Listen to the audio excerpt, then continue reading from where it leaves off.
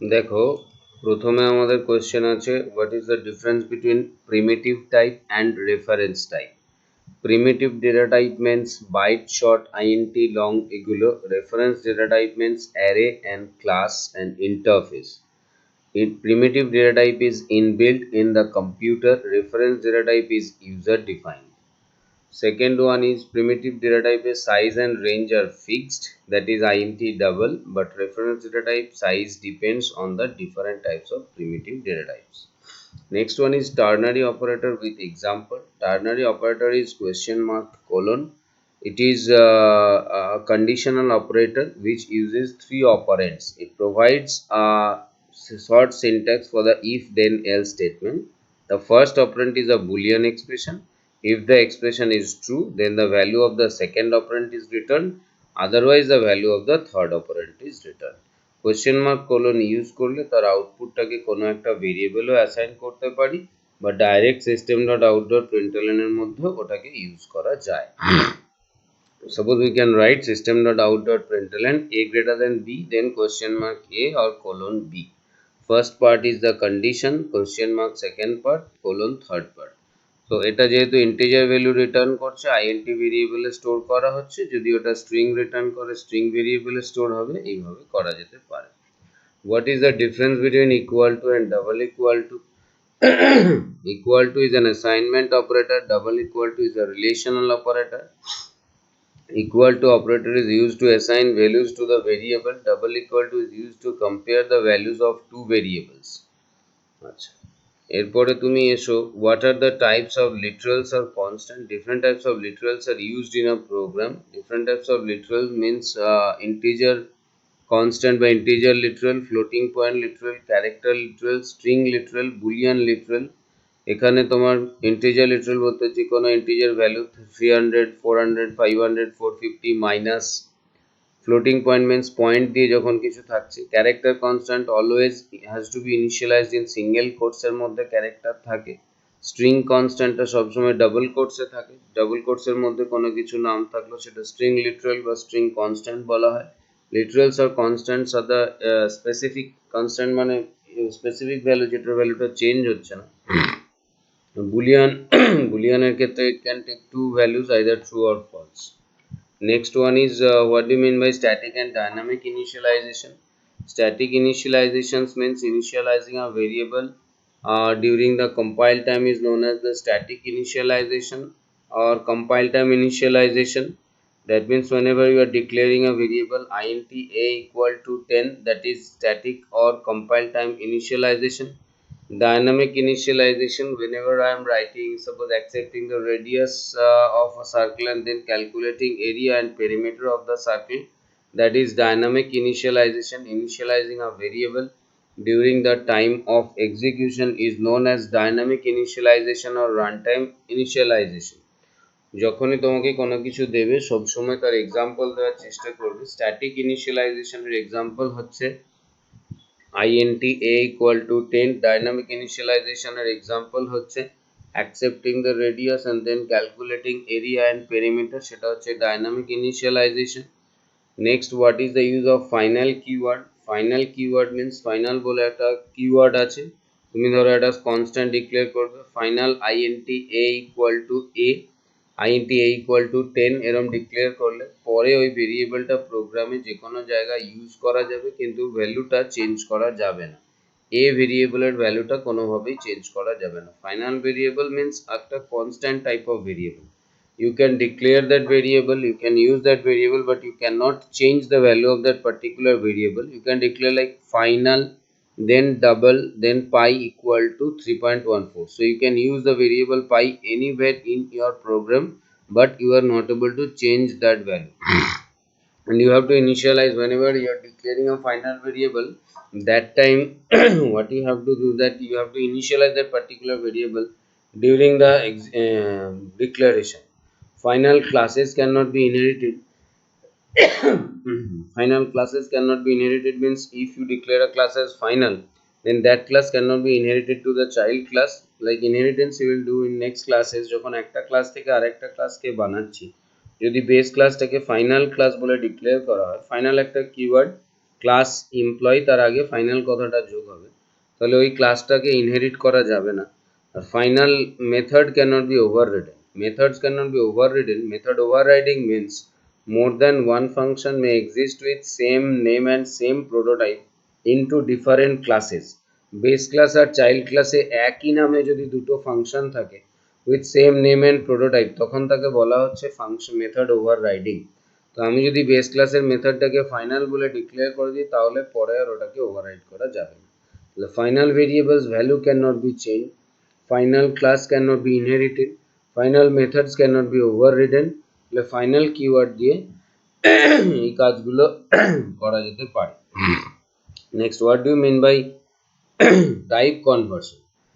Type conversion means জাভাতে conversion of from one data type to another data type, একটা data type থেকে আরেকটা primitive data টাইপে change করাটাকে বলা হচ্ছে type conversion. Conversion of one primitive data type to the other primitive data type is called type conversion. Two types of conversion supported in Java.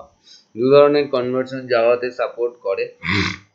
একটা হচ্ছে implicit conversion বা ওয়াইডনিং বা automatic conversion. Implicit conversion বা ওয়াইডনিং বা automatic conversion বলে। Conversion of one primitive data type to another composite primitive data type can be done by Java compiler without programmer's intervention.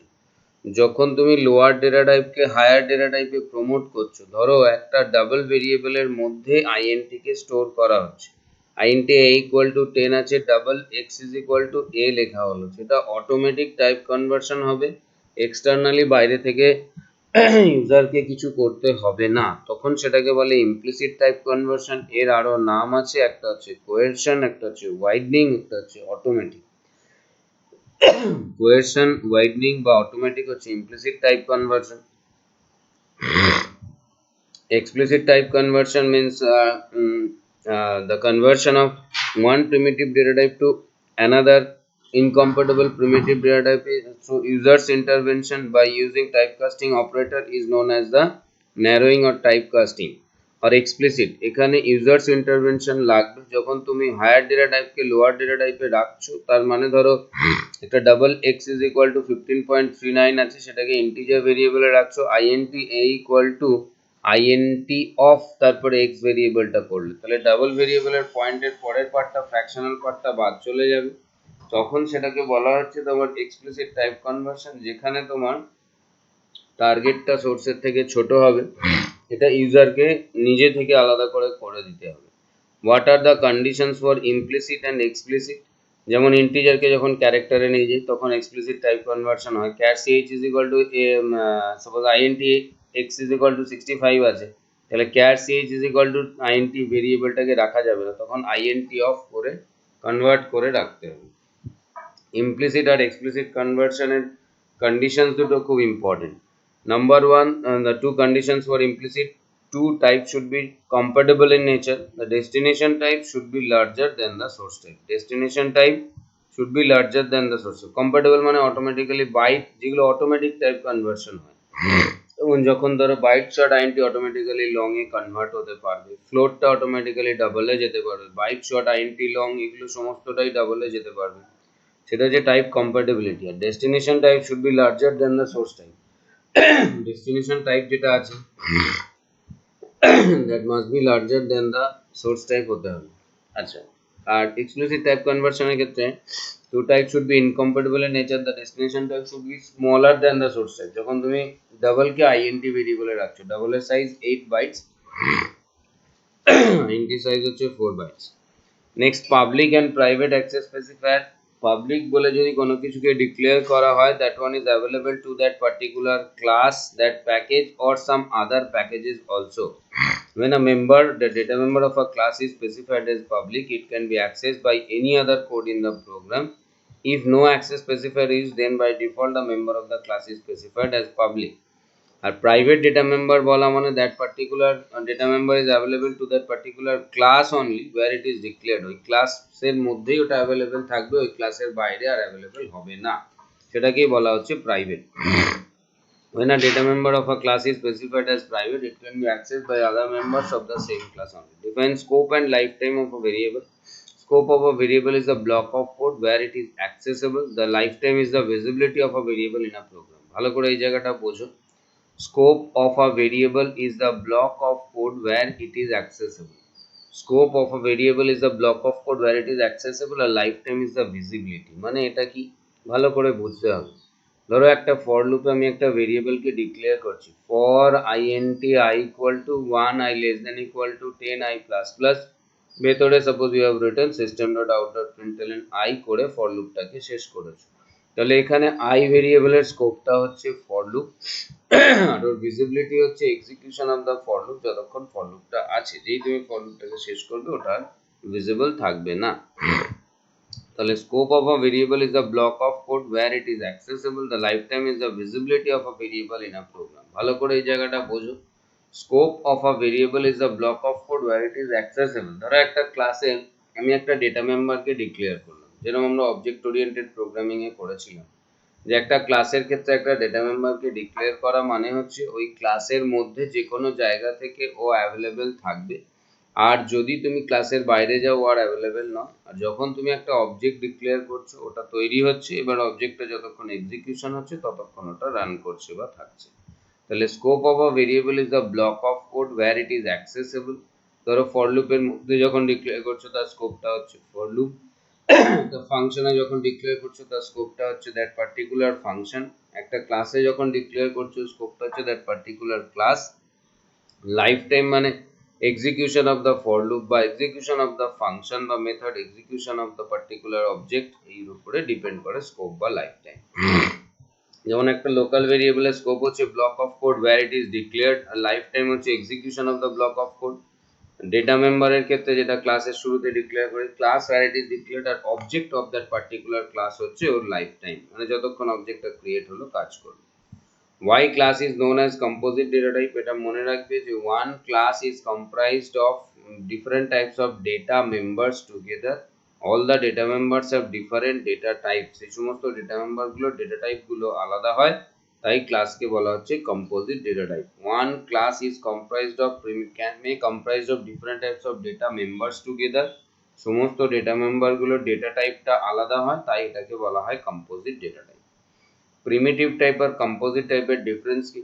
Primitive type provided by Java that allows only a specific type of data to be stored. ধরো int variable এর মধ্যে int ডেটাই store করব, character ভেরিয়েবলে character ডেটাই store হবে। আর composite data type user যেরকম ভাবে একটা ক্লাসে declare করে different types of data members together, সেটা হচ্ছে কম্পোজিট ডেটা টাইপ। প্রিমিটিভের ক্ষেত্রে সাইজ আর রেঞ্জটা ফিক্স থাকে। int ধরো 4 বাইটস বা 32 বিটস, রেঞ্জটা -2 টু দ্য পাওয়ার 31 থেকে 2 টু দ্য পাওয়ার 31 -1, এই রেঞ্জটা ফিক্সড। কম্পোজিট ডেটা টাইপের ক্ষেত্রে সাইজ আর রেঞ্জটা ডিপেন্ড করবে অন্যান্য যে ভেরিয়েবলস গুলো আছে, ধরো int রোল, তারপরে ক্যার নেম 10, এরকম ভাবে যা যা ডিক্লেয়ার করবে। only one memory location is allocated for primitive, কিন্তু composite data type এর ক্ষেত্রে it's a combination of different data types together। তাই জন্য একটা অবজেক্ট যখন আমরা ডিক্লেয়ার করি তখন রোল নেম টোটাল সবার জন্যই মেমরি অ্যালোকেশনটা হয়। on creating a variable primitive type এর নিউ কিওয়ার্ডটা কোনো দরকার হয় না, ডিরেক্টলি আমরা int a equal to 10 লিখতে পারি। কিন্তু এটার ক্ষেত্রে দ্যাট ইজ কম্পোজিট ডেটা টাইপের ক্ষেত্রে আমাকে নিউ কিওয়ার্ড দিয়ে ইউজ করতে হয়, int a equal to new int 10 বা student x is equal to new student করে ডিক্লেয়ার করতে হয়। ইনস্ট্যান্স ভেরিয়েবল আর ইনস্ট্যান্স মেথড। ইনস্ট্যান্স ভেরিয়েবল মানে হচ্ছে যখন তুমি একটা ক্লাসের মধ্যে ডেটা মেম্বারকে ডিক্লেয়ার করছো, ধরো আমরা অবজেক্ট ওরিয়েন্টেড প্রোগ্রাম করেছি ক্লাস স্টুডেন্ট, সেখানে যখন একটা ডেটা মেম্বার ডিক্লেয়ার করলে সেটাকে বলা হলো ইনস্ট্যান্স ভেরিয়েবল। আর মেম্বার ফাংশনস যেগুলো ডিক্লেয়ার করছে সেগুলোকে বলা হয় instance method. Role of the new keyword. একটা নিউ কিওয়ার্ডের কাজ কি? New keyword is use to create an object in a class or to declare an array. তাহলে আমরা student S is equal to new student করি বা new keyword দিয়ে একটা অ্যারে ডিক্লেয়ার করি int a equal to new int this। Wrapper ক্লাসের ব্যাপারটা কি? র্যাপার ক্লাস মানে হচ্ছে প্রত্যেকটা প্রিমিটিভ ডেটা টাইপের জন্য একটা করেসপন্ডিং র্যাপার ক্লাস আছে। Wrapper classes are the inbuilt classes which wraps the primitive data type। int এর জন্য র্যাপার ক্লাস হচ্ছে ইন্টিজার, আইটা ক্যাপিটাল হবে। ক্যারের জন্য র্যাপার ক্লাস হচ্ছে ক্যারেক্টার, সিটা ক্যাপিটাল হবে। ডাবল এর জন্য র্যাপার ক্লাস হচ্ছে ডি ডাবল, সেটা ক্যাপিটাল লেটার হবে। বুলিয়ানের জন্য র্যাপার ক্লাস হচ্ছে বিটা ক্যাপিটাল দিয়ে বুলিয়ান। তাহলে এইভাবে র্যাপার ক্লাসগুলো কাজ করছে। র্যাপার ক্লাসের মধ্যে লট অফ ইনবিল্ট ফাংশনস থাকে, যেগুলো আমাদের অনেক কাজে লাগে, যেমন ইন্টিজার ডট পার্সেন্ট। পার্সেন্ট মেথডটা একটা স্ট্রিংকে ইন্টিজারে কনভার্ট করে। ক্যারেক্টার র্যাপার ক্লাসে lot of inbuilt methods are there, like character dot is upper case, character dot is lower case, character dot is letter, character dot is letter or digit. Different types of inbuilt functions are there in the wrapper classes. Those functions are very useful. তো এগুলো আমরা আরো ডিটেলসে পরে wrapper class পড়বো। Benefits of wrapper class: object can be used to determine the type of the data, কি ধরনের data তুমি দিয়েছো সেটা চেক করা যেতে পারে। আরেকটা হচ্ছে lot of inbuilt methods are there, যেগুলো দিয়ে আমরা অনেক কাজ করতে পারি। ফর এক্সাম্পল, ক্যারেক্টার wrapper ক্লাসের মধ্যে character dot is upper case, is lower case, to upper case, to lower case, এরকম অনেক কিছু আছে। ইন্টিজার র্যাপার ক্লাসের জন্য তোমার ইন্টিজার ডট পার্সেন্ট আছে, ভ্যালু অফ আছে, different types of inbuilt methods are there. তো